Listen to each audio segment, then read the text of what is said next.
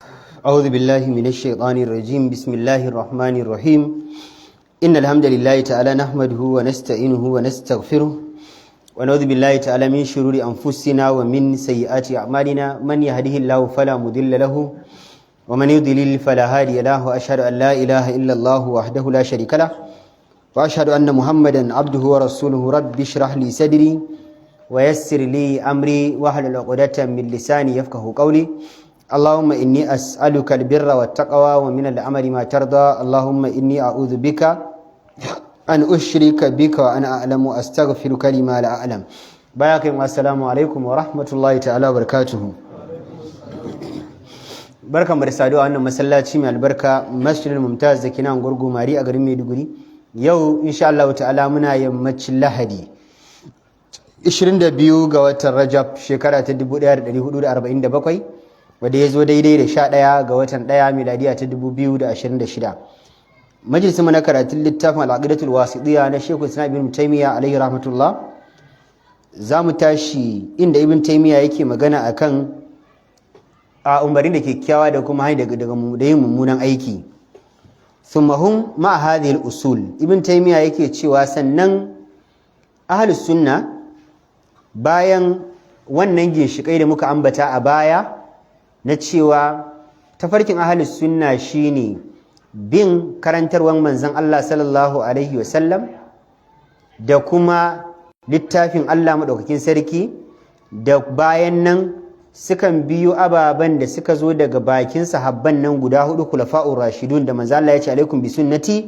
sunnatul khulafa'ur rashidun din nan sannan kuma sai abin da aka samu al'umma sun ijma'i kai ijma'in ma suka ce ijma'in ya zama na magabatan farko ba ijma'in yan baya ba to ibn taymiya sai yake cewa thumma hum ma hadhihi al-usul ibn taymiya yace bayan wa'annan ababai da muka ambata a baya ahlus sunna ya'muruna bil ma'rufi suna umarni kyakkyawan aiki dinda suka ga cewa wannan abin ya kamata a yi shi mai kyau ne wannan abin zai taimaki mutum wajen sa masa kusanci ga Allah wannan abin zai ɗaukaka darajar bawa a wajen Allah wannan abin zai sama wa bawa lada a wajen Allah wannan abin zai ƙara wa bawa yawan ladan shi cikin littafinsa wannan abin da aka duk abin da ya zamanto ma'aruf ne kyakkyawa ne ahlus sunna na umarni da shi idan aka ce ma'aruf muna da abin da yake mai kyau kala biyu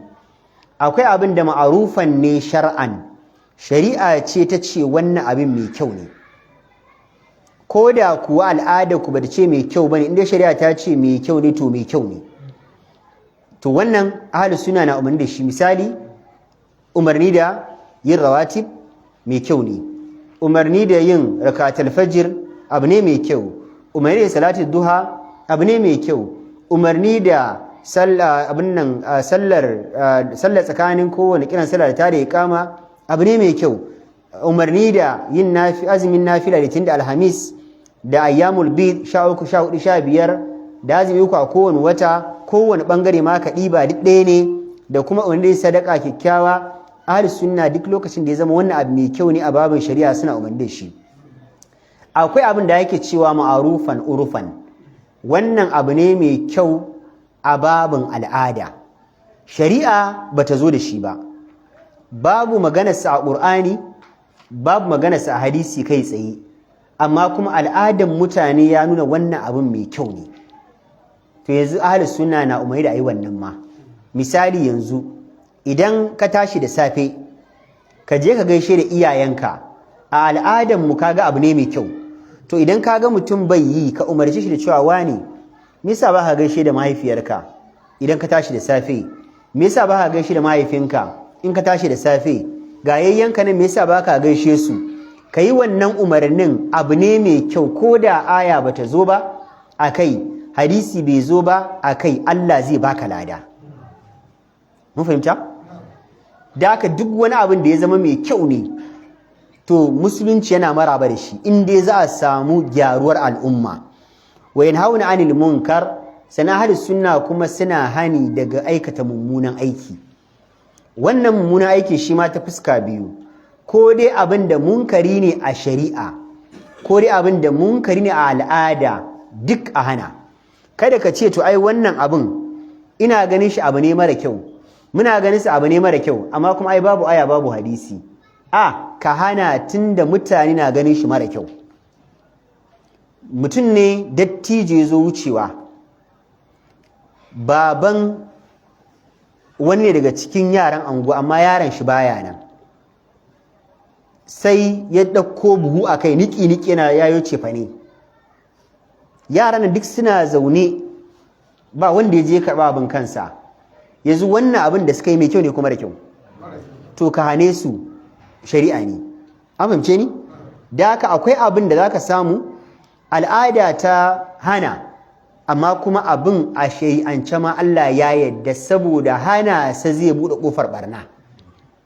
An gane? Yin hana shi zai rufe ƙofar barna, afwan, hana shi zai rufe ƙofar barna. Idan ka zo waje ka ga mutum na hira da mace a ƙofar gida, budurwa, sai ka ce wani hirar ku anan bai kamata ba, zo ku shiga ɗaki ku zauna kai wanta. Abu ne mai kyau. A al'adance mutum ya shiga gida ya hira da yarinya shi ya fi dacewa kuma su zauna a kan titi. Wani ya fi dacewa? Mutum ya shiga da mace budurwa su hira a cikin ɗaki da ƙaninta a wajen, ya fi dacewa kuma su hira a kan layi. Cikin gida.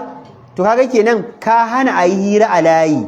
Ai kaga ba za ka samu aya kwai sai ce a kar a hira a layi ba, amma sai dai hana wadda ka ai munkari ka kawar, saboda zaman su a layin nan babu tsaro. An fahimce ni? To da haka duk abin da ka san mara kyau ne to ka hana, amma kuma alama tujibuhu shari'a, a bisa abin da shari'a ta ɗaura maka kai mai yin hanin ko kai mai ba da umarnin a yin. Ba a yadda garin ka ci a yi mai kyau kuma ka zo ka buɗe wata ɓarna da ta fita da ba, ko kuma ka hana yin mara kyau ka buɗe wata ƙofa da ta fita da ba. Zai yi ka sa mutum ya yi wani abu, abin da ka ce akwai abin da a wajen wannan gurbin akwai abin da zai bari mai girma wanda ya fi wannan. Kuna fahimta karatun? Zan yi zuwa umarci mutum da yin wani abu, in ce wani ya kamata kana yin kaza kana yin kaza, a babin nan ya kamata in kula ni mai cewa a yin, shin a wannan gurbin me shi wannan bawan Allah yake yi. Idan akwai abin da yake wadda ya fi abin da nake so in sa shi ya yi alkhairi da lada da albarka, to kada in ce yi nawan, cewa na ya yi nawan barna ne. Idan na ce mutum ya bar laifi, idan na san na hana shi laifin nan akwai laifin da zai fara wanda ya fi wadda na hana shi muni, in hana shi yin wannan laifin barna ne. Mutum ne yake shan giya ko yake yin caca, na sani in na hana shi yin cacan nan yana dan samun taro da kuban shi a caca, ai wanda suke zama su cacan da yadda su yake cinye su ai, ba wata rake ba kwata yake ba yi. In na hana shi yin caca zai koma tsallaka gida yana kwace kudaden mutane, zai kuma fashi da makami, da in bar shi yayi caca da yaddan su ya cinye su ya karbi kuɗin su, da in hana shi yin caca ya haura gidan mutane wasu fashi da makami ya kwace kuɗin su, wani fi dama to in bar shi cacan sa. Da a sai dan fashi da makami ne, amma da muka ga ya fara caca ya dan samun taro da kobo sai dina wancan fashin. In muka hana shi wannan zai koma wancan, mu ce masa alakilewa a sauka lahiya. Ana tabawa ne sai ya karɓa kallon ana tabawa, ce to a gama lafiya tunda dai gidajen mu sun huta. To daka ita shari'a akwai abin da kuma zaka hana, zaka ga mutum nayi barna ce ma kansa shi kadai. Idan kuma ka hana shi barna ma kansa shi kadai, zai bude kofar da barnar za ta shafi wani. To yanzu anan kar ka hana shi yin wannan dan zai bude abin da zai shafi wani. Mutum ne yake shan giya, shan giyarsa shi kadai take wa illa. Shi zai sha ya bugu, ya yi marisarsa, ya gama, ya dawo hankalinsa, shi kadai ta cutar. Amma lokacin da baya yin shaye-shayen, in hankalin shi lafiya zina yake, yanzu kaga laifinsa ya shafe shi ya shafi wata. In muka hana shi yin shan giyar, to zai koma zina, mu bar shi sha giyarsa, kar ka hana shan giya. Shi yasa malamai suna cewa kafin kai inkarin dole sai ka kula da abin da zai iya biyo baya, qawaidus shari'a, mujibatu shari'a. An gane? Shi yasa idan mutum zai yi kuma inkarin munkari, ana so ya san wannan abin a shari'ance tukunna, shi wannan abin shari'a ta hana ko al'adance shin wannan abin al'adance al'ada ba ta so so sai zo in yi kari. Ina so in yi magana na hana wannan abin amma ni ma ban sani ba a shari'a shi wannan din mai kyau ne kuma kyau ni ma ban sani ba sa ni ba layi na bane. Ko ka mutane suna abu sai ka ce kai wane ku daina yin wannan abin fa babu kyau. In yace ka bai dalili me zaka ce a na tsaya na hango abin ne naga cewa a shari'ance bai kamata ya zama akwai kyau ba, kar kai haka. Ba a magana da yawun shari'a sai akwai dalili. An gane? Ana so ya zama kai abin da zaka hana ya zama shari'a ta ba da damar ka hana. In zaka yi in zaka hana abu ta fuskar shari'a to ya zama kana da hujja na hanawa. Zai yi ga mutum yana abu kana ganin mara kyau ne amma sai yana da asali. Misali lokacin da ake sallah babu jalsatul istiraha, zaman da ake tsakanin raka'a ta 1 zuwa raka'a ta 2, raka'a ta 3 zuwa raka'a ta 4, ba ana dan zama a tashi ba. Idan yanzu misali kai baka taba gani ba sai ga mutum ya zo yana sallah yana yi, sai kai ganin ya wannan kuma ce yin sallah ne yake yi. In ya zauna in yayi sujjada ta 2 sai ya zauna sannan ya tashi, sujjada ta 3 ta raka'a ta 3 ma sai ya zauna sannan ya tashi. In kana ganin wannan abun mara kyau ne, kafin ka masa inkari tambaye shi dalili. Ka ce wani da Allah ya haƙuri, na kana yin wani abu a sallah wadda ban taɓa gani ana yi ba, ko wannan abin akwai gurbin shi a cikin addini, tunda a cikin sallah ne ya kamata zan ibada. Kwarai ai hadisin Annabi sallallahu alaihi wasallam idan manzo Allah yana sallah ya tashi daga raka'a ta 1 kafin ya je raka'a ta 2 dan zama sannan ya tashi, kuma hadisin ya inganta. In yanzu kai ɗalibi sai ka ce to ko a ina zan samu hadisin dan ka tabbatar, sai ce ma waje kaza shikenan ka je ka bincika. In kuma wani ne ya ce wallahi a bakin malami kaza na ji, sai ce to shikenan bari zan tambayi malamai in bincika in ga source din abin. Yanzu kai ya sa ka aiki, ko mun gane. Amma ba yadda ka zo ka ce kai kar ka sake wannan zaman a sallah ba, dan ba a haka, ba haka ake sallah ba. Sallah ba a wani zama, kar ka in kana abin da baka da ilimin sa. Dole zama kana da ilimin abin. Sannan abin da zaka ce ayi ma a babin umarni, ana so ya zama kai din ma kana da ilimin abin a shari'an cewa wannan din ya halatta ayi sannan ka ce ayi. Idan ta fuskar al'ada ne kuma al'adance wannan abin yana da kyau ayi yana da kyau shikenan. Misali kullum mukan ba da misalai akan idan mutum zai yi aure yakan biya toshi, haka ne? Yana ba da kuɗin turaren wuta, yana ba da kuɗin shiga kasuwa, yana ba da kuɗin kaza. Al'ada ce ba addini ba. Shin wannan al'adar mai kyau ce ko mara kyau? Mai kyau ce. Lokacin da aka ce idan har ba a yi ta ba za a yi aure ba, to nan ne mu kuma za mu shigo mu ce yanzu ta zama addini. Dan an rusa aure saboda abin da Allah bai zo da shi ba. Sai ka ce to akwai toshi, sai ka ce ba laifi zan bayar. Akwai kaza zan bayar. Kai ma an tashi zuwa za a zo ma da gara. Gara a hadisin Annabi sallallahu alaihi wasallam ya tabbatar da wani sahabi ya aure manzo Allah ya bashi abincin da zai ci. Wannan yana da hadisi. Misali an gane? Da haka akwai abin da al'ada ce ta nuna amma babu cutarwa a cikin mai kyau. Yanzu misali taron suna da ake yi. Idan an maka haifuwa ka tara mata ka ciyar da su abinci, ba addini bane, al'ada ce.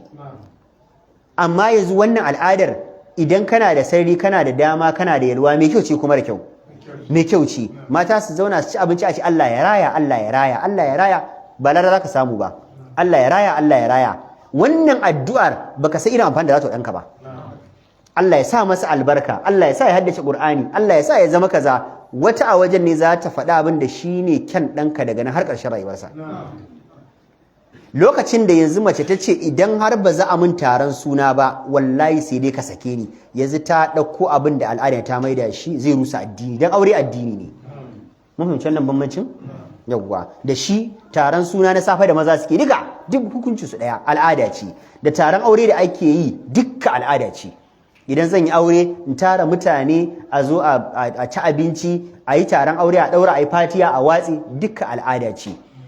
Idan yanzu na zo yin aure, ni zan yi aure, ga wanda zai bani, ga shaidu 1 2 3, muka yi ni da shi muka gama a nan masallacin mu hudu, kowa ya fita bar mu muka ɗaura aure, budurwawar haka auren ya ɗauru. Daga nan sai in wuce gidan jin kama hannunta shikenan sai mu tafi kuma gidana. Malam Muhammad case close? A'a babu, duka babu. Daga masallaci fa kawai gida zamu je a bani mata. An gane? Abu na biyu shine idan zaka hana mutum abu ko za ka sa mutum ya yi abu ana so ka san shi wannan mutumin tukunna ya yake. Shi sa malamai suna cewa ba kowa bane yake hana barna, ba kowa bane yake sa a yi. Kowane mutum da matakinsa. Mahaifinka ne yake yin wani abu mara kyau, kai idan ka zo yanzu za ka hana shi, wala Allah ya ki ɗauka, wala Allah abin ya zama bala'i. Ai yana da aboki, yana da aminai, sai ka je ka samu abokin shi ka ce babawa ne, wallahi babanmu ne dama nake so mu shawara a kansa, kaji abin da yake yi. Sai ce wallahi ko na sani, a'a wallahi ban sani ba, to wallahi kaji fa abin da yake yi, ko za a taimaka a dan masa magana. Sai ce babu damuwa zan ji. Idan shi ya je yanzu ai ya isa da babanka, cewa ne naji kana abu kaza haka ne, eh haka ne, to me yasa wani a wannan shekarun naka ai bai kamace ka ba.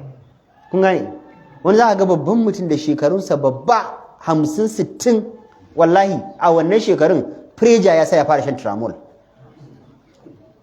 saboda damuwar rayuwa. To yanzu wannan kai kana ɗan shi zaka je ka fashi sababi daga shan tramol ne? Ai ya san gaskiya hada mishi, amma wala Allah ba zai dauka ba. To shi sa malamai suna cewa shi wanda zai faɗan ana so ya san matsayinsa a wajen wanda zai faɗawa. Shi wanda za a faɗawa din ya yake, karanta wannan zai taimaka wajen cin nasara wajen isar da saƙon. Dan su ake idan ka faɗa abin da ka faɗa ya zama yayi aiki, ba ka faɗa kar ya aiki ba. Kuma kai ma burinka shine ka faɗa ya aiki. Yanzu duk karatun da muke kullum a nan a sati sau 5, ai burina shine in na faɗa ayi. In dai kawai zan zo in faɗa mu dinga tashi ne mun faɗa an tashi ba aiki da shi, ai ya kawata haka ina cikin iyalaina, ko ba gaskiya bane. Amma buri shine in ka faɗa za a yi aiki da shi, in ka faɗa za a yi aiki da shi. Sannan ana so malamai suka ce abu na uku shine, abu na gaba ana so mutum ya zama kana da daman ka yi, wata cutarwa mai hatsari ba za ta biyo baya ba. Idan har na tabbatar da idan na zo na wani nasiha kan abin da yake yi zan iya rasa rayuwata, shari'a ta ɗauke mu. Wane shi zaka ce ɗan bindiga kaza ne, balla turji zaka tafi hajjejin, ba ma wa'azi a masa shot bidiyo aika masa ba, a tafi hajjejin aje a gaya mai a ba za ka dawo ba. A'a bawan Allah, wannan ɗin bashi ba naka bane. Ka bar wasu su je, dan idan ka je za ka rasa rayuwarka, to ba naka bane. Da ka duk abin da garin hana mummuna, garin ci ayi kyakkyawa, za kai mai faɗan za ka iya rasa rayuwarka, Allah ya ɗauke maka. La yukallifu Allahu nafsan illa wus'aha. Allah bai ɗora maka ba, abin ya riga ya fi ƙarfinka, yanzu anan kana da uzuri a wajen Allah. Sannan ana so kuma lokacin da mutum zai yi a hani ya bi hanyoyin da suka dace, ya bi. Ana so ya zama kana da usulubi, udu ila sabil rabbika bil hikmati wal mau'izati al hasana. Ana so kai usulubi. Har wasu magabata ma suna cewa akwai mutumin da idan kana so ka hana shi barna sai ka yi aiki da dukiyarka. Gyaran shin ai kai ribar ka ne. Manzo Allah yake cewa li an yahdi Allahu bika rajulan wahidan khayraka min humrin na'ami. Manzo Allah ya ce mutum daya ya shirya ta sanadiyarka ya fi maka alkhairi a wajen Allah da a baka garken jajayen raƙuma. Kamar yanzu ne fuka ce a baka jifa-jifai, da za ka safi jifa-jifan nan guda 100. Da haka kana iya sa kuɗinka. Mutum ne ka ga yana da hali mara kyau, ka siya mara shadda ka bashi, ka sallama ka ce wani ga wannan aje a ɗinka, na ga za ta ma kyau dan na ga shadda da ka sa shekaran jiya ta burge ni, ga wannan aje a sa. Shi haka kawai wallahi ba komai, ga kuɗin ɗinki ma 10,000 a haɗa. Bayan sati ka siyo mai takalmi ka bashi. An yi dinki wallahi na kawai muga dinkin ka yayi kyau, tsaya akwai ta hula da na siyo sabuwa ban sa ba, za ta yi match da kayan nan, gashi je ka hada. Wannan mutumin idan akwai abin da yake mara kyau, kana ga idan ka ce bari zai bari ko ba zai bari ba? Ka saye shi. Idan yanzu Allah ya gyara shi ya barbarnar, kai ladan da Allah zai baka yafi yawa akan a baka jajayen raƙuma guda 100, kai da riba ko shine da riba. Kuma duk lokacin da ya saba yin wannan abin idan bai yi ba, Allah zai baka ladan hani. Idan aikin alkhairi ka sa shi yake daga yayi, Allah zai baka lada kaman kai ma kai. To shi sa malamai suna cewa wani abin dole idan mutum na da yalwa. Akwai mutumin da kuma shi kwaɗayayye ne, in kana so ka ji magana ka to ka bashi kuɗi kawai, in kana da kuɗi zai ji maganar ka. da haka dole sai ka canza usulubai kala-kala, sai ka ɗauki matakai kala-kala. Sannan malamai suna cewa duk ƙofar da ka san idan ka buɗe ta kulle ta zai ba da wahala, to wannan ƙofar ka kula wajen buɗe ta. Akwai abin da za ka ga wani yana yi, akwai fiƙihun da ya sa yake yi. Misali, ni a fiƙihuna, misali nake bayarwa, ni a fiƙihuna idan zan yi sallah ina yin ƙabdu ne haka. Malam Yahaya a fiƙihunsa idan zan yi sallah irsali yake haka. Shi akwai hujjar da ya riƙa wajen yin irsali, ni akwai hujjar da ya riƙa wajen yin alƙabdu. To shari'a bata ce dole idan na bashi hujjata ya bani hujjarsa kuma sai na sa dole ya bar nashi ya dawo nawa ba. Akwai dai abin da ya riƙa yake yi, to Allah ya karɓa mana duka. Mutum wani yakan yi sujjada bai yin subhana rabbiyal azim wa bihamdihi nan baya yi, daga yashi da addu'a yake yi, saboda hadisin manzon Allah da yake cewa fa amma sujudu fajtahidu fi du'a'i fa qaminun an yustajaba lakum. Manzon Allah yace kun ga sujjada ku nace da addu'a dan gurbin ya dace an samu ku addu'a. Shi wannan ya rika ya zama baya tasbihi, addu'a kawai yake. Yana da hadisi ko bai da hadisi?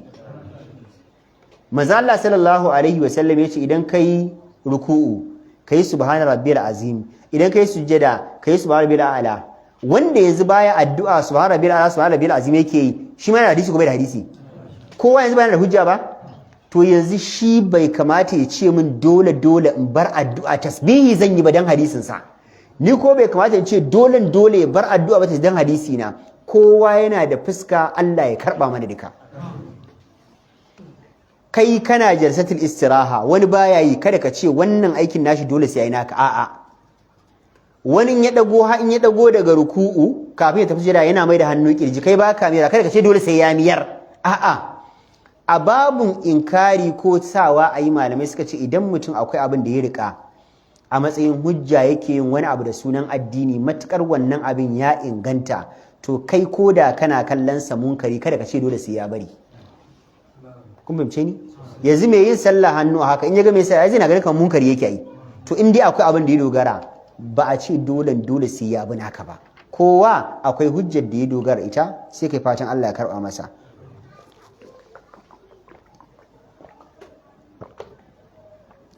Idan mutum zai yi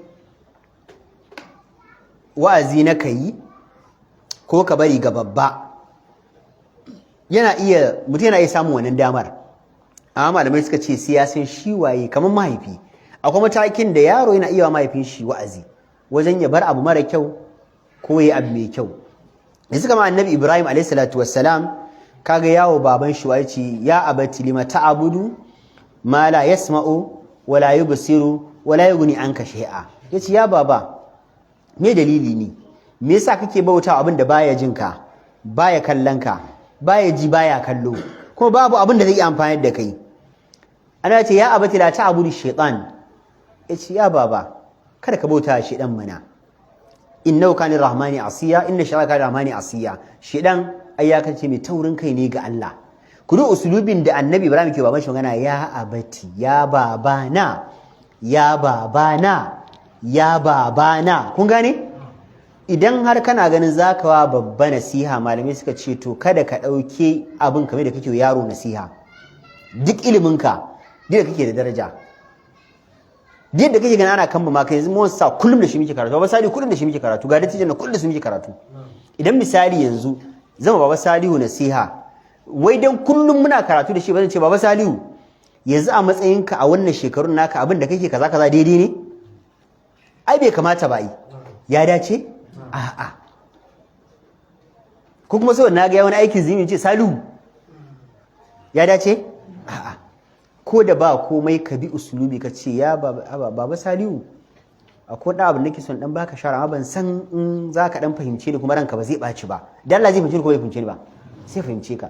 To annabi Ibrahim ma ya ce ya abati, ya abati, ya abati. Amma duk da wannan ka jifa sai ce ya Ibrahimu aragibun anta qala aragibun anta an alihati ya Ibrahim. Yace ya kai Ibrahim, yanzu ya allon na kake kyama, kake cewa an bar watan su, kake kyamar su, la illam tantahi, kai idan baka bar mun wannan wa'azin ba la arjumannaka, wallahi zan jefe ka. Wajirni mali yace ka bace min daga gani, bace ni na kallon ka, in ka sake zuwa kamar sai na sa an jefe ka. Idan uba yana iya cewa zai wa dan shi rajamu ya kashe shi da jifa dan ya masa wa'azi, ai kai ya kamata ka sa hankalinka ka kula. Mutum irin annabi Ibrahim alaihi salatu wassalam, an gane da shi malamai suke cewa ana so mutum ya kula. Ibn Taymiyyah sai ya ce wa yarawna iqamatal hajji. Ibn Taymiyyah ya ce kuma ahlus sunna na ganin tsayar da aikin hajji wal jihadi da yaƙi wal juma'i da sallar juma'a wal ayadi da ididdikan azumi da babbar sallah ma'al umara'i tare da shugabanni abraran kanu, su shugabannin mutanen kwarai ne, mutanen kirki ne, masu da'a ga Allah ne, au fujara ko kuma ba mutanen kirki ne, fajirai ne, do musulunci ya yarda da haka. Wannan aqida ahlus sunna ne. Idan aka ce wannan shugabanmu ne amma fa dan giya ne, shugaba ne amma dan giya ne, shugaba ne amma mazinaci ne, shugaba ne amma dan caca ne, shugaba ne amma kaza ne, idan za mu tafi aikin hajji, in zai tafi shugaban ne shine shugaban, matukar a can aikin hajjin ba a bige zai yi aikin hajjin ba. Shine la taqrabu salatu wa antum sukara, kar ku yi sallah kuna maye, kenan ma ya so ku yi sallah. Da aka kasantuwar wai shi dan burkutu ne, dan giya ne, dan caca ne, dan kaza ne, bai hana mu tafi aikin hajji da shi ya zama mana shugaba a aikin hajji ba. Idan za a tafi aikin hajji ana so a samu amirul hajj. Musulunci ne, annabi sallallahu alaihi wasallam ya sai Abubakar Siddiq ya zama amirul hajji. Da haka sai shugaban ku yace za ku, to kada ka ce ni bana karkashin ka, ni bazan bi shi ba saboda ai ba mutumin kirki bane, kai yanzu kai ne ba ahlus sunna ba. In dai matukar a wajen ba a bigen zai yi abun ba, ba sabon zai sa aikin ba, ka masa biyayya wajibi ne. Ku tafi tare a je aikin hajji, yana gaba yana jagora, kuna bin shi a baya. Inda yace a tsaya, inda yace a musatin timu anan, Amina waje kaza zamu zauna, a Muzdalifa waje kaza zamu zauna, a Harami gatin da zamu shigo, gatin da zamu fita, in zamu tafi ziyara masallacin kabarin manzo Allah sallallahu alaihi wasallam ga inda zamu je. Dole ka masa biyayya anan. In ka ce wai saboda ai dan giya ne ni bazan masa biyayya ba, to yanzu kai ba ahlus sunna bane. Wal jihadi, haka yanzu za a tafi yaƙi ma, ba a tafiya yaƙi ɗaiɗaikun mutane, za a tafi yaƙi garin arna, a ce to ni da Muhammadu mun haɗa kai mun yi gaba, Usman da Malam Mustafa sun haɗa kai su ma sun yi gaba, Alebawar da Malam Umar su ma sun bi mu. A'a, ana yi ne ƙarƙashin shugabanci da jagoranci. Duk yaƙe-yaƙe guda 27 da manzon Allah ya yi, annabi ne ya jagorance su. Haka bayan shi akwai kulafa'ur rashid suke jagoranta, suke sa kwamandoji. To yanzu wannan shugaban naku za ta tafi yaƙi, ko da ba mutumin kirki ba ne, ko da fasiki ne, ko da mazinaci ne, shine dai shugabanku. Kada ka ce idan ba mutumin kirki bane ba zai shugabance ba, a'a, shine dai shugabanku. Idan ka ce za ka yi tawaye, shi ke da 'yan sanda, shi ke da dogarai, a take ma zai ce a kashe ka wa duniya, me ribar ka dan kai abin da aka kashe ka. Wal juma'i, hakan na sallar juma'a, shugaban nan ba mutumin kirki bane, mun sani tabbas ba mutumin kirki bane, fasiki ne, amma kuma shi limamin mu na juma'a, musulunci ya tsara dukkan mu bi shi sallah, dukkan mu bi shi sallah. Wani ya taɓa mu wasu tambaya a Legas, ne abin ya faru, wai akwai gidan sinima ne, shi gidan siniman fim ɗin batsa ke nunawa, mai gidan fim ɗin batsa shine limamin wajen.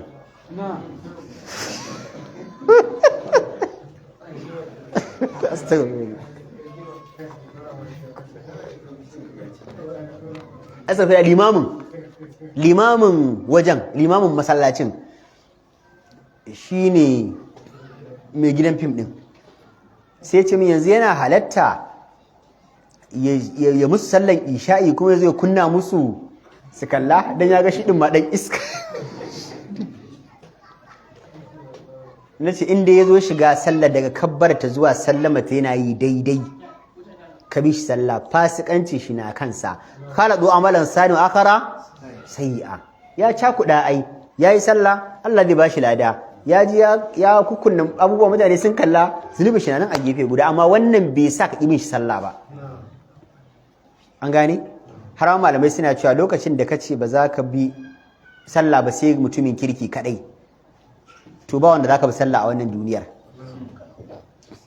annabi sallallahu alaihi wasallam kadai masumi kowa yana da irin nashi laifin sai dai kawai wani ya fa wani yawa ne wani ya fa wani girma ne wani ya bayyana nashi bai bayyana ba duk wanda kace yanzu zaka bi shi sallah to in za a duba tarihin rayuwarsa sai ka samu akwai wata da tsautsayi ya sa ya saba wa Allah to mutane duk ba masumai bane in aka ce sai masumi za a bi sallah to ba za a bi shine aqidar shi'a su shi'a suna ganin cewa masumi kadai shi zai zama jagora masumi kadai su kuma kawai suna ganin cewa daga mutum ma yayi sabo ya fita a musulunci arne gaba ɗaya ma ya zama da haka ba za ka bi mazinaci sallah ba za ka bi dan caci sallah ba za ka bi dan giya sallah ba dan shi arne ne to amma ahlus sunna fa tsaka tsaki saban shi indai a cikin sallar ba saban zai mana ba Allah ya sa mu gama lafiya me da ma miftahu salati at-takbir at-tahur wa tahrimuha at-takbir wa tahrimu at-taslim yayi tsarki lafiya yayi kabbara lafiya yayi karatu ya sallame lafiya ala kirewa Allah ya karba ka rike wata kaida duk mutumin da ka san a yaqinin ka in yayi sallah shi kadai Allah ya karba to ya halatta ya jaka sallah amma mutumin da idan yayi sallah shi kadai kai ka san wannan sallah Allah ba zai karba to karka bi shi sallah mutumin da yazo yanzu yana sallah ya sha 200 ɗinsa guda biyu ya sha nawa kenan 400 malam na baka dariya ne yanzu a sallar kai ma ka san zai zo yana karanta Fatiha ya shiga uliya ya gama ya shiga bakara bai gama bai shigo duka ciccakuda saboda kaga ya har 400 sun yi yawa ai to idan ai ka san yi sallah Allah ba zai idan Allah ya ce kar ai sallah ana cikin mayi in yayi waje ka to karka bi shi an fahimta wala ayadi haka na iri duka limamin ku na iri fasiki ne ba mutumin kirki bane yayi wata yanya ciki a can a gidan shi ma yan shegu sun kai 5 zai sako alkebba yazo ya ja sallah ya kabbara 7 a gama ya kabbara 5 mi sallama ya mana khutba ya ce bayan Allah a ji tsoron Allah zina ba kyau a ji tsoron Allah babu komai ba sharadi bane dan zaka hana mummunan aiki sai kai baka yi amma ai garin hanawan kai ya kamata ya fara wa amfani duk malaman da suke wa'azi a duniya kaf ba wanda zaka samu face wata rana tsautsayi na sa ya saba wa Allah ko to kuma shikenan dan yanzu misali malami wata ran tsautsayi ya sa yayi ƙarya shikenan sai dan wa'azi akan ƙarya ba kyau a'a amma dai ana so mutumin da yake hanawa ya zama yana taka tsantsan da zinubi sama da kowa so da faɗin Allah da kici ta'amurun nasa bil birri wa tansawna anfusakum wa antum tatlul kitaba afala taqilun Allah ya ce kuna umarta mutane da kyakkyawa kuna hana su mummuna kuma kuna mata da kawunan ku ba ku da hankali ne kuma uridu an khalifakum ila ma anhaakum an ba annabi shabi kici ba na so in dinga umartan ku da abin da zan dinga sabawa fa ba na so da haka ana so ka zama kana da taka tsantsan matuka abin da kace mutane su dinga yi to ya zama kai ma kana kwatanta yi abin da kace mutane su dinga bari zama kafi kowa kwatanta barin shi yasa kake ganin duk malamin da ya zama malami kuma yana sabo zaka samu ko karatun da yake wallahi Allah ba zai bari tasiri ba ba anan ba a kasashen kudu zaka samu mutum malami ne sosai iya ilimi amma kuma masha Allah yana zina sosai ni akwai wanda taba gani ba zan faɗi yaran sa wannan ba ya da taba faɗin yaran mutane wallahi hotel yake kamawa da mace nace mishi akar mukalla kuma ya haka yace to ai ka san komai kai dai a bar maganar da Allah nace mishi to a bar maganar kuma malami ne sosai kuma wallahi yace mun su ba wani matsala fa idan ana uzuri a masallaci ma ganga ake bugawa kun gane da yaran ai ganga za a zo sosai a buga a masallaci a yi rawa sosai da maza da mata a yi rawa sosai ana uzuri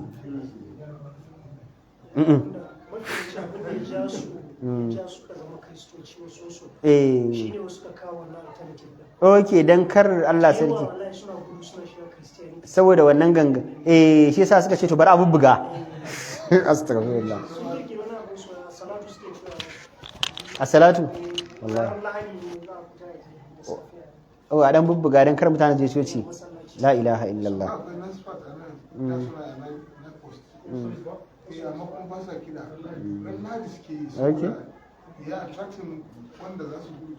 Allah sarki ayya to wal ayat haka ididdika su za su ja koda ma ba mutanen kirki bane in dai a cikin ibadar ba za su kawo barnar ba sallar tayi mal umara ibn taymiya yace tare da shugabanni ake wannan shine kaida abraran kanu shi shugabannin mutanen kirki ne au fujjara ko ba mutanen kirki ba wa yuhafizuna alal jama'ati kuma ana so ya zama mutane suna kiyaye salloli guda 5 cikin jam'i tare da shugabanninsu kada ka ce wa ni ai shugabana bai kan bazan bar shi sallah ba saboda ai ba mutumin kirki bane kai ka ba mutumin kirki ba zaka bi kowa sallah mun karanta ma a girsu da hawiya ba wani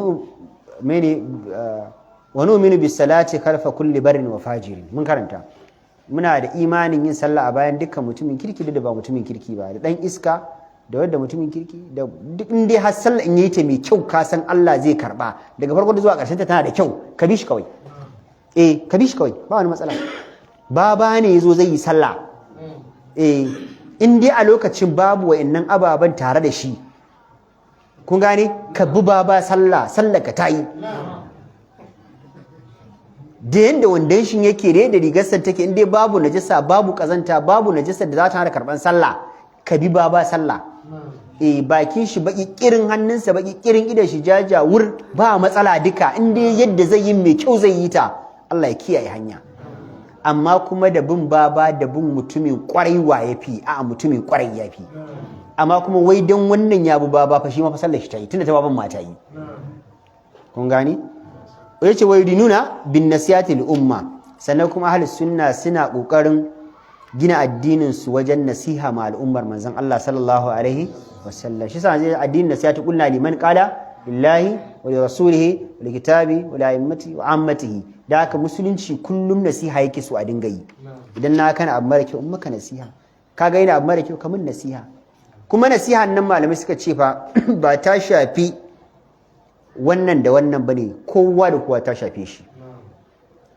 har malamin da ke nasiha ana mai nasiha mun yi karatu mun tashi sai na faɗo wani abu da bai dace ba sai Ali Usman ya bi ne ya ce malam a wajen karatu kaman ka ce kaza to ina ganin kaman bai dace misali karatu nake sai baki na ya kwace na dura ashar shin ka wani karatun nan bakin ka ya kwace ba to waje kai zagi da ba daɗi shi din sai ya ce insha Allah ta'ala zan kiyaye bai taimake ni ba da yanzu ya faɗa min in gyara da ya koma gefe yi magana wa nefi ya faɗa min in gyara haka malamai su ya su ga junansu idan malami ya ga kuskuren malami to ba a yadda musamman zamanin yanzu wallahi rashin ikhlasi da idan Allah ne ka zo social media ka zagi malami ka nemi nan ba samana kana gani yayi abu ba daidai ba yayi releasing video ba daidai ba ko admin sun yi releasing bidiyon sa ba daidai da wani abu da kake ganin ba daidai ba bai kamata ba in dai a duniya yake yana da waya ni yanzu ban san malamin da har ana iya samun bidiyon shi ake gani abin da bai a ce bai da waya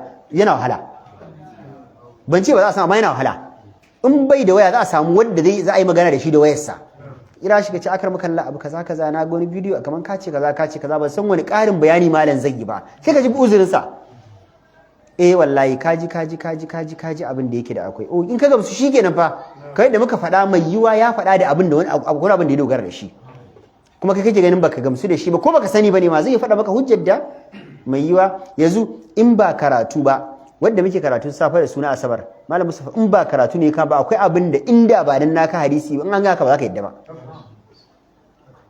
haka ne to wani zai iya faɗa kana ganin to wannan abun kuma yaya sai ka kana inkari baka san ga hujja ga dalili ba to shi yasa ake so ya zama akwai nasiha idan kaga mutum yayi ba daidai ba kai masa nasiha ta fuskar da zai karba babu cin mutunci babu aibatawa babu tozartawa kana so ka Imam Shafi'i yace idan kawai mutum nasiha a sirru ka kawata shi kai daraja idan sa idan ka zo ka masa nasiha cikin mutane to ka aibata shi ne ba nasiha ka so masa ba dazu muna tare da wani ina sai laifi ban masa magana daga ni sai shi idan ka zo karatu na bada misali da shi ce kun ga wannan yawwa wanda ma da ka zo karatu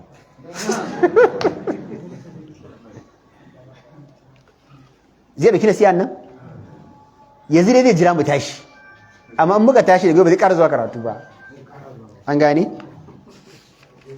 waya taqiduna ma'ana qauluhu ahli sunna suna kudure cewa fadin manzala dake cewa al-mu'minu lil-mu'mini kal-bunyan mu'mini a waje dan uwan shi kaman gini ne al-marsus wanda yake dan fara da juna ya shuddu ba'dahu ba'da mu'mini na karfafa mu'mi dan uwansa wa shabaka baina asabihi sallallahu alaihi wasallam manzala sai haka annabi ce kun ga mu'mi da mu'mini haka suke a dan fara da juna wannan yatsan na taimakon wannan na taimakon wannan da haka musulmi haka ake so ya zama mun yi karfi shi yasa Allah ya ce wala tanaza'u fatafshalu wa tadhhabu rihukum wasbiru kada ku dinga jayayya kuna ta musu wannan ya faɗa wannan ya faɗa wannan ya zagi wannan ya suka mene amfanin sa ne Allah ya ce sai ku watse ku tarwatse tadhhabu rihukum kwarjinin ku duk sai ya tafi Allah ya ce wasbiru ku yi hakuri mana kowa ya miyar da wukar kowa ya hakuri ya mai da wukar dan Allah addinin duka ɗaya ne Allah ake bauta annabi sallallahu alaihi wasallam shine shugaban Qur'ani littafin mu kawo miki me kike kallo mi sallah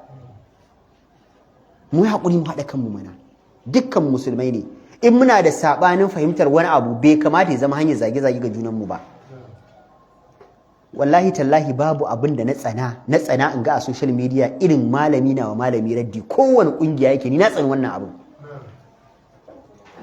na tsare shi ni na tsani abu Allah kuma shida ni ba na jin daɗin abu ne mai sauƙi idan yanzu malamin nan ya faɗo wani abu da wannan yana gabe masa daidai ba ko yana ganin ba daidai ba ne dan uwan shi ne mutum zai iya yin kuskure zai iya yin daidai ya kira shi cewa na gashi na gani bidiyon ka faɗa amma kaza ko a ƙidar ku ba ɗaya ba in har kuskure ne shi da ya faɗa ya fito ya gyara ko shi kenan ba ni ne kuskure a gaya min na kusa in fito in gyara ba shi kenan ba amma mene wannan ya zagi wancan ya zagi wancan ya soki wancan ya tsine wancan ya ce wancan arne wancan ya ce wancan dan wuta wannan ya ce wancan mushriki wannan ya ce wancan dan bid'a ne ribar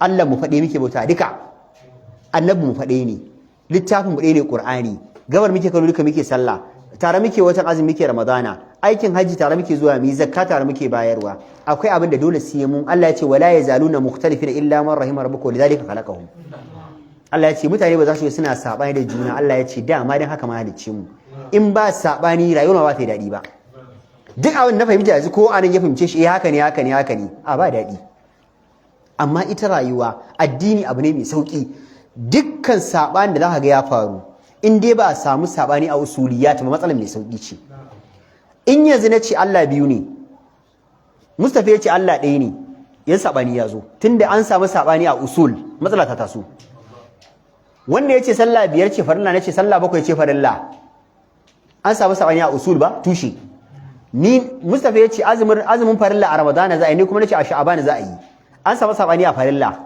amma fa idan babu sabani a tushe a rassa ne duk fa muka yi sabani to bai kamata ya ruguza mana tushen mu ba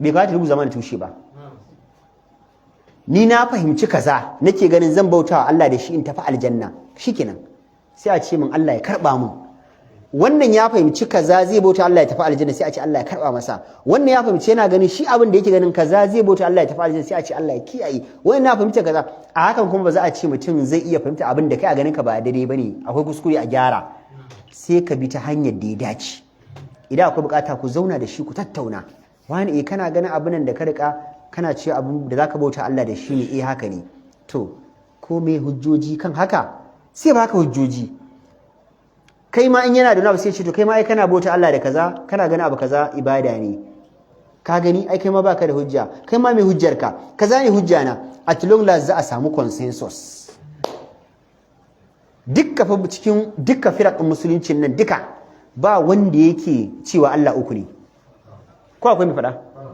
da aka sa malamai suke cewa ya kamata ya zama tsakaninmu akwai nasiha kyakkyawa ba ce mutum ba zai kuskure ba ce wani ba zai fahimci abin da wani ya saba fahimta su amma kada wannan ya raba mu sahabbai suna sabani a usuliyat a furu ba usuliyat ba a rassa ya raba su ne bai raba su ba yi haka Allah ya tsara har yanzu wani zaka samu a duk abin da ake yi na wani ya fahimci kaza wani ya kaza, wani zai zo da ban ma ya fahimci wani abin daban.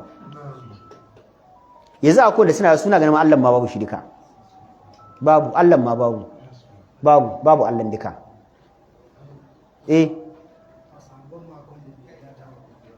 Sosai ma sabi akwai da yake ganin in ka bar kuɗi ya kwana wajen kai kanzu. Innal ladina yakrizuna adh-dhahaba wal fiddata, yace dole kuɗin ka ya zama ya kare kafin dare in ka har ma wannan ko Abizar Umar dan Khattab yace masa to kuma bayan gari, yace an dade ba kuma bayan gari bai kuma bayan gari can ya rayu har ya mutu. Yace shi bai yadda ba ka bar kuɗi ya kwana wajen kaga wajen shi fa duk bayan aljunka hadda account. Yace shi bai yadda in har ka bari kuɗi ya kwana kai kanzu, ranar kiyama Allah sai ya kuna ka da kuɗin ka. Abu ne mai sauki fa, ni ban na daukan abun a matsayin wani abin tension. Kuma Allah na tuba ka yafe na, astaghfirullah, Allah ka yafe min. Duk wanda kake ganin yana da irin wannan fiqihun da wannan fahimtar, muna fatan ubangiji ya sa dan Allah suke, amma wallahi wani ba addinin bane a gaban sa, cin mutunci ne a ransa. Kawai ya zan ciwo wani mutunci, ya zan ciwo wani mutunci, ya zan ciwo wani mutunci. Ba daidai bane. Kokarin mu shine kullun ya za a yi mu dunkule mu karfi. Kai ka san me yasa ma turawan duniya suka yi kan musulmai ba ji ba gani, dan sun ga araba muke. A ce yanzu fadan da Amurka take cewa za ta yi da Iran misali, a ce UAE za ta shiga, Saudi za ta shiga, Qatar za ta shiga, ina za ta shiga, duk kasan musulmai su ce mun shiga wa kasa Iran. To a bar maganan wani shi'a da waye fa, musulmai ne mun shiga, yanzu musulunci duka za a yaka. Kana ga Amurka ta yi wannan abun? Amma da yake ta san in ta zo ma babu wanda zai taba ta. Ai na ganin wannan ai shi'i ne, wannan kaza ne. A ajiye shi, a ajiye sunnan a gefe, yanzu a kalli addini. Ai shi yanzu ba shi yake yaka, musulunci yake yaka. Ko kuma kun tsaya kuna kallon shi, a ba ku kallon musuluncin. Kuma na gane lissafin? Things are supposed to be being technically. Kwakwalwar mutum ya kare zai na aiki.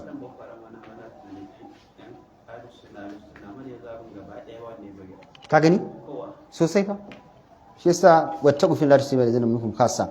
Annabi sallallahu alaihi wasallam cewa mathal mu'min fi tawaddihim, misalin mu'minai cikin tawaddihim san su ga juna, wa tarahumihim da tausayin da suke wa juna, wa ta'azuhum da suke damfarwa ga juna, manzala sai ce kamathalil jasadi, kamar gangan jiki ɗaya ne.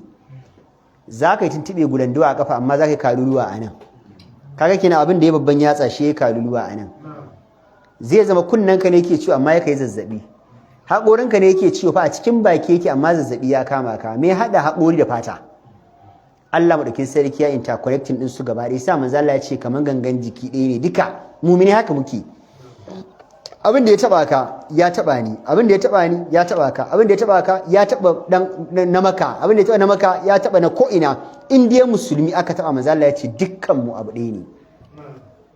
Lokacin da kaga ana wa musulmi abu baka jin komai saboda ai ba kalan fatar mu ɗaya ba.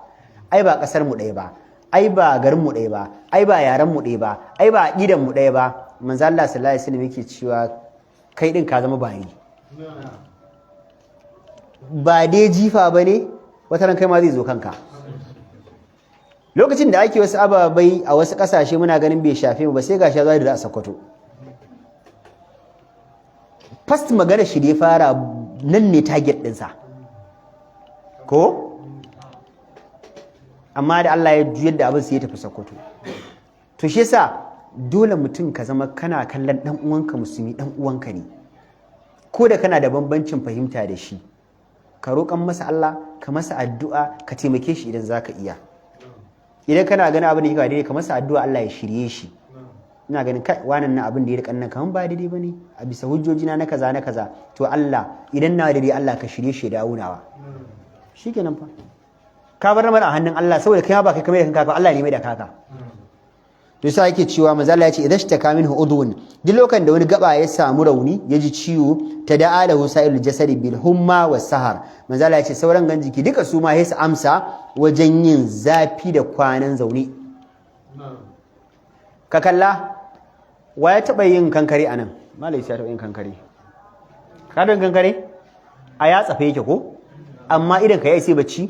To yasa manzo Allah ya ce wani gefe ne zai zama da ciwo amma sai ya zama zafin ya shafi jiki, zazzabi ya rufe ka, wasahar manzo Allah ya ce da kuma kwanan zaune.